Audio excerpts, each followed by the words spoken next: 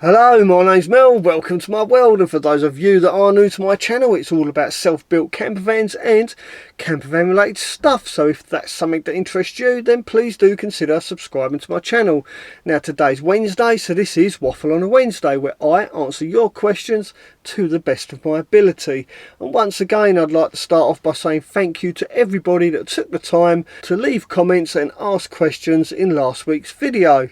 So let's get straight into it and answer some of those questions. Now, as a quick follow-up from last week's Waffle on a Wednesday, where I talk about pooing in a bag, NASA scientists have this week discovered that women really do struggle to not urinate and poo at the same time, and Rebecca has confirmed this to be true. So lads, if you're busy building a camper van for you and your loved one, just bear this in mind, that women really do struggle not to urinate whilst they go to the toilet.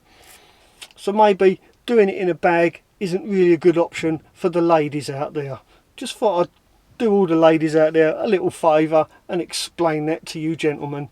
Right, let's get on with this week's Waffle on a Wednesday. Now, living in a van full time brings on many challenges, and none more so than in the winter time. And the biggest challenge of living full time in the winter is keeping your leisure batteries topped up, because after all, in the winter solar power is pretty much zero, and the only way to charge your leisure batteries is to really drive your van or plug into shore power. But not a lot of us have that luxury of charging your van using shore power, unless you do have access to 240 volt and you can charge your battery pack, and then from your battery pack charge your leisure batteries. And this is the problem that Shane has got, and I'll read out his question because I've got a really good solution for this.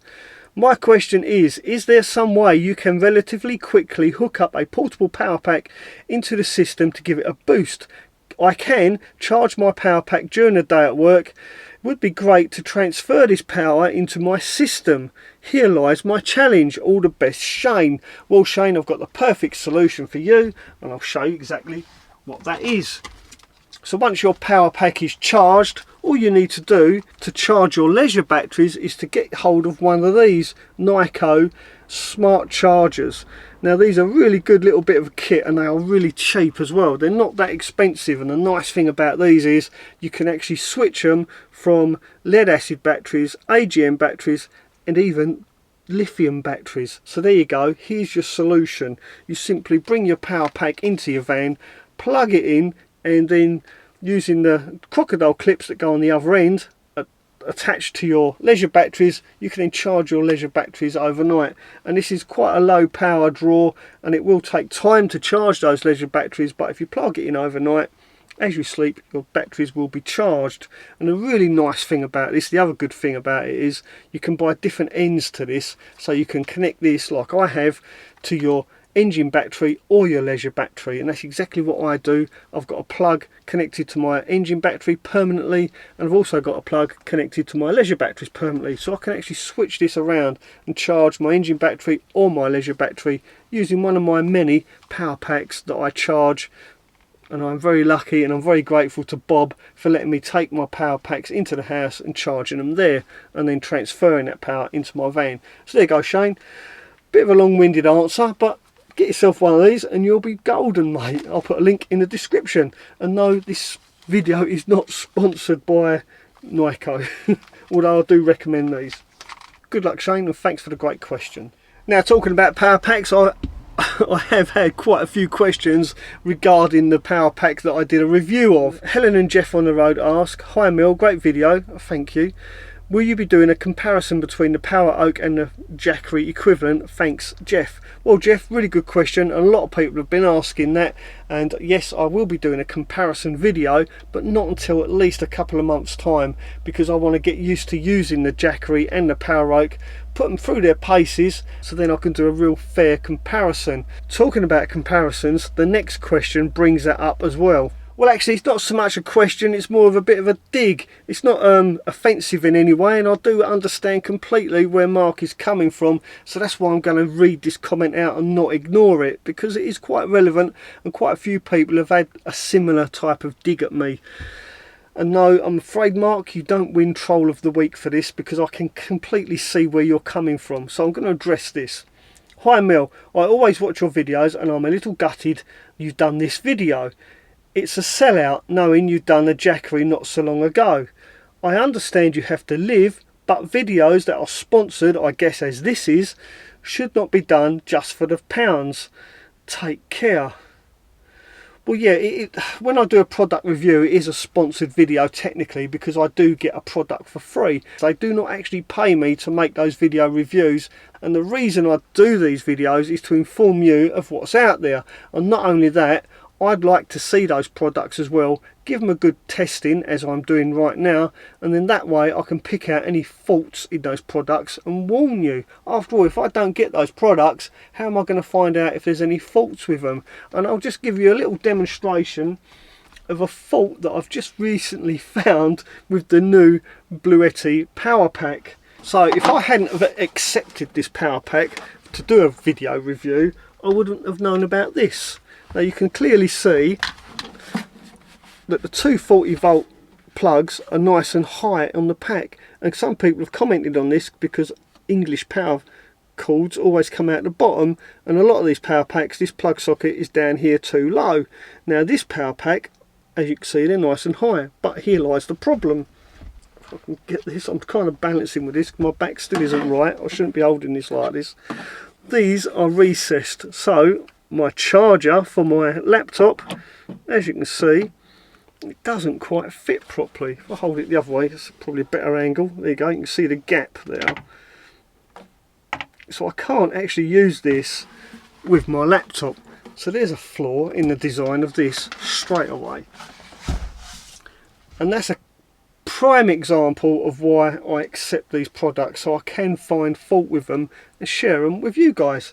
And I'd like to read this comment out as well, because I want to know if any of you have had the same problem. Okay, so Stu says, "Hi Mel, I bought a poweroak in January of 21, an AC100, and it came with EU 2-pin double sockets with cheap travel adapters, although my address is in the UK. After emailing them, they told me because of Brexit, they don't do UK sockets, so everywhere I go I have to remember the extra sockets." That sounds terrible to me. I mean, if you buy a product to use in the UK, surely it should come with 3-pin plug sockets so that you can actually use it in the UK. I don't think they should be supplying stuff with EU plug sockets. After all, they have just sent me this with 3-pin plug sockets in it. Something don't add up there. So if you've received one of these power packs with EU sockets in it, do let me know down below, but only if you live in the UK, obviously. It'd be really interesting to know if anyone else has experienced this. Now Paul Singleton asked quite a relevant question concerning power packs again. Great review, Mel, thank you Paul. Maybe I'm missing a point here, but what are the advantages in power packs over split charge system and a decent leisure battery? Well Paul, there is absolutely no advantage other than you save yourself all the wiring up. In fact, there are probably some more disadvantages than there are advantages. For instance, if one of these power packs was to go wrong, say the MPP charge controller that's built into them was to go wrong, the whole thing is useless. Unless it's under warranty still, of course. But if you build the system yourself and you've got that knowledge about wiring and you can do that, then I'd highly recommend that's what you do. It doesn't necessarily work out any cheaper, especially if you go down the LiPo 4 battery route, but it's definitely a lot better, because if you do have one component foul, at least then you can switch it out and not have to change your complete system. Hopefully that makes sense. Thanks for the great question. Okay, so one more question concerning power packs, and I promise this is the last one, and it does kind of touch on something that I've been pondering as well, so I will read this out. And this comes from Peter O'Neill. Mel, do you think this could power a 12-volt water pump for sustained periods? I'm a window cleaner and I want to put a tank in my van and maybe run the pump from one of these power packs instead of going down the trouble of fitting a split charge relay and a leisure battery. Thanks, Pete. Well, Pete, yes, one of these power packs would most definitely run your 12-volt water pump. But to be honest with you, that's a lot of money to just run a water pump. Me personally, I would say to you, save yourself a ton of money and just fit a split charge relay and a regular leisure battery. And here's why. And I shall once again use this power pack as an example. They market these in watt hours, not amp hours. For example, the capacity of the battery in this power pack, 716 watt hours, hence the name EB70, I'm guessing. But 716 watt hours equates to 32 amp hours. And we are all familiar with amp hours because we are used to dealing with leisure batteries which are marketed in amp hours. My van, for instance, has two 110 amp hour batteries. So that's 220 amp hours I've got, making this, with only 32 amp hours of battery inside, seem quite small.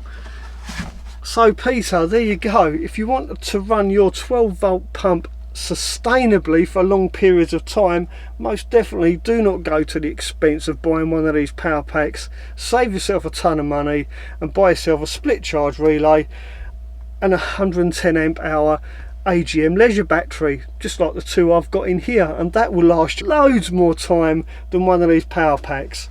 32 amp hour for £700 as opposed to a couple of £100 for a split charge relay and a leisure battery, which you'll get 110 amp hour out of. Oh, hang on, no, you won't get 110 amp hour because you can only use 50% of that power, but you'll still get 55 amp hours of usable battery. A lot cheaper than buying one of these power packs. Hope that answers that question. Leave a comment below if you think they market these in watt hours rather than amp hours, purely as a market ploy. I'll be interested to know your thoughts on that. And don't forget to give this video a thumbs up.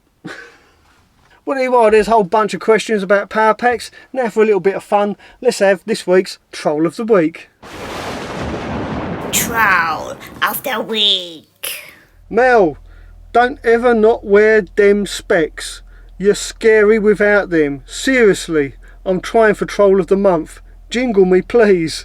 Well, there you go. Graham Yodell, consider yourself jingled and Troll of the Week. Congratulations. Well, there you go. Hopefully you enjoyed this week's Waffle on a Wednesday. If you did, then please do give me the thumbs up. And don't forget, if you're new to my channel, please do consider subscribing. I'll see you very soon. Thanks for watching. Ta-ta for now.